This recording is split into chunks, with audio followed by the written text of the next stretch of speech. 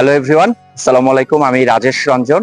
আমার আগের একটা ভিডিওতে আমি দেখিয়েছিলাম যে বারিধারা ডিএইচএস হচ্ছে যারা গার্মেন্টস শিল্পে, টেক্সটাইল রিলেটেড শিল্পে যারা সেলস এন্ড মার্কেটিং এর কাজে নিয়োজিত আছেন তাদের জন্য বারিধারা ডিএইচএসটা হচ্ছে একটা বিগ হাব। যারা সেলস এন্ড মার্কেটিং এ তাদের চমৎকার সেলস গ্রোথ করতে চান।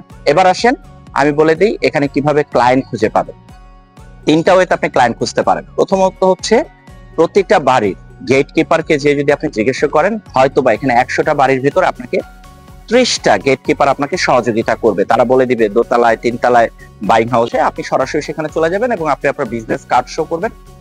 কোনো বাইং হাউস হয়তো আপনাকে সময় দিবে, কোনো বাইং হাউস হয়তো বলবে যে আপনি আরেকদিন আসেন।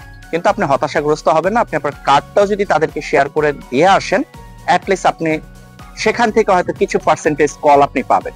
এরপর আসি দ্বিতীয় মাধ্যম হচ্ছে আপনি ধরেন লাঞ্চ টাইমে দেখবেন প্রতিটা বাড়ির, প্রতিটা গলির আশেপাশে কিছু চায়ের দোকান আছে।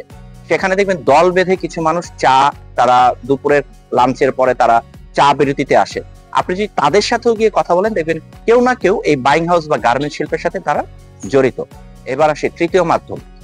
এই রাস্তাগুলো দিয়ে, এই বারিধারা ডিএইচএস এর রাস্তাগুলো দিয়ে কিছু স্যাম্পল ম্যান, অর্থাৎ বাইং হাউসের যে স্যাম্পল গুলো থাকে, তারা এই ভারী ভারী বস্তা বা কিছু গার্মেন্টস এর প্রোডাক্ট নিয়ে তারা হাঁটতে থাকে।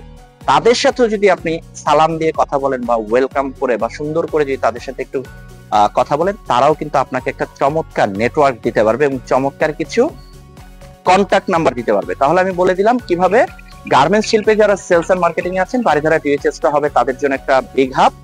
প্রথমে আপনি গেট কিপারের সহযোগিতা নিতে পারেন।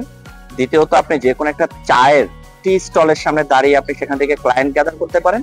তৃতীয়ত গার্মেন্টস শিল্পের সাথে জড়িত স্যাম্পল ম্যানদের কাছ থেকেও কিন্তু আপনি কন্টাক্ট নাম্বার গুলো পেতে পারেন। সবাইকে ধন্যবাদ, ভালো থাকবেন, সুস্থ থাকবেন।